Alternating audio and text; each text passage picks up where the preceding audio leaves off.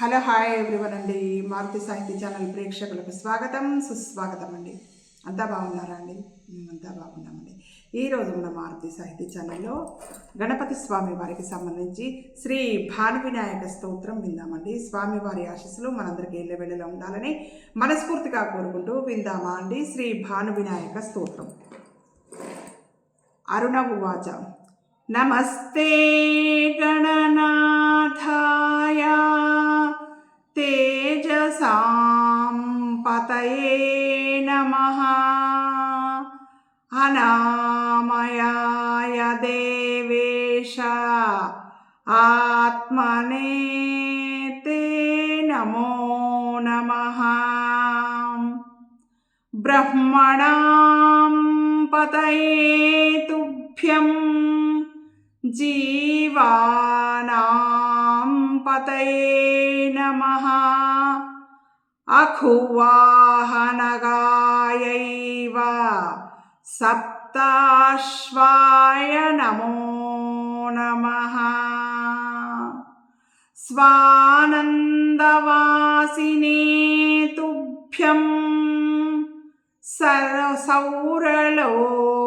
సౌరలోకనివాసినే చతుర్భుజధరాయైవ సహస్రకిరణాయ చ సిద్ధిబుద్ధిపతే తుభ్యం సంజ్ఞానాధాయ తే నమః విఘ్నహంత్రే తమోహంత్రే హేరంబాయ నమో నమః అనంత విభవాయైవ నామరూప ప్రధారిణే మాయాచాలక సర్వేష సర్వపూజ్యాయ తే నమః గ్రహరాజాయ దీప్తీనాం దీప్తిదాయ యశస్వినే గణేశాయ పరేశాయ విఘ్నేశాయ నమో నమః వివస్వతే భానవే తే రవతే జ్యోతిషాం పతే లంబోదరైకదంతాయ మహోత్కటాయ తే నమః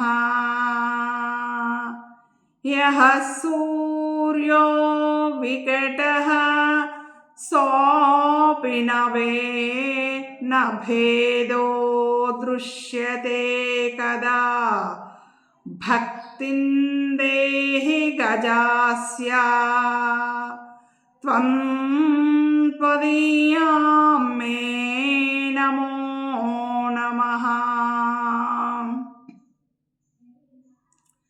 కిం స్తౌమి త్వాం గణాధీశ యోగకార స్వరూపిణం చతుర్ధా భజ్య స్వాత్మానాం ఖేలసి త్వం న సంశయః ఏవం స్వస్య స్తుతిం శ్రుత్వా వికటో రూపమాదధే వామాంగే సంజ్ఞయా యుక్తం గజవక్త్రాదిచిహ్నితం తం దృష్ట్వా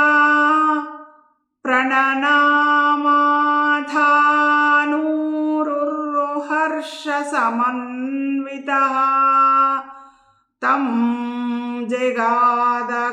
జగాదగణాధీశో వరం వృణు హృదీప్సితం त्वया कृतमिदं स्तोत्रं सर्वसिद्धिप्रदायकं भविष्यति न सन्देहश्चिन्तितं सलभेत परम् शृणुयाद्वा जपेद्वापि तस्य किञ्चिन्न दुर्लभम् भविष्यति महापक्षिन् मम संतोषकारकम्।